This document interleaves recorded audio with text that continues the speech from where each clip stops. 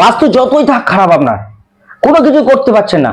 বাস্তুর মধ্যে বাসা বেঁধেছে জিন, দৈত্য, পেতনি, ভূত। আপনার পাশে আছে দেবতার এই দূত। নমস্কার, জয় মাতারা, জয় মা কামাখ্যা, জয় মহাকাল, হার হার মহাদেব। বাস্তু প্রচুর পরিমাণে খারাপ হয়ে গেছে, কিছুই করতে পারছেন না। ভূত, পেত, দৈত্য, দানব, টুকটাক সব আপনার বাড়ির মধ্যে হয়ে গেছে। কিন্তু একটা জিনিস মাথায় রাখবে, দীপক শাস্ত্রী যতক্ষণ আপনাদের পাশে আছে দেবতার দূত হিসাবে, আপনার বাড়িতে বাস্তু ঠিক থাকবে এবং ভূত পেত বা যত রকমের দৈত্য বাসা বাঁধুক না কেন কেউ কিছু করতে পারবে না।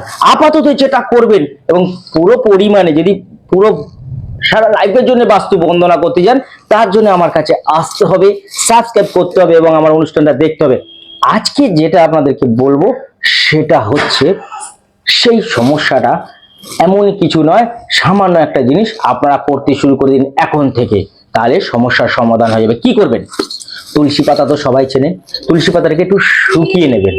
শুকিয়ে নিলেন, কর্পূর আর 5টা লবঙ্গ, একটা এলাচ, একটা তেজপাতা দেবেন, আর ওই যে শুকনো যে তুলসী পাতা সেটা দিয়ে দেবেন। দিয়ে আপনার বাড়ির সামনে বা ঠাকুর ঘরে সন্ধ্যাবেলা জ্বালিয়ে দিন। থাকবে না আর ভূত পেতের বাসা। আপনারা এইভাবে ঘোরাতে থাকবেন, সব জায়গায় ধোঁয়াটা এইভাবে দিয়ে দেবেন, কোনো কিছুর বাসা থাকবে না। বাস্তু দোষ আস্তে আস্তে কাটবে। তার মধ্যে আপনারা লাইফ টাইম আপনারা বাস্তু বন্দনা করাতে গেলে দীপক শাস্ত্রীর কাছে এসে যাবেন।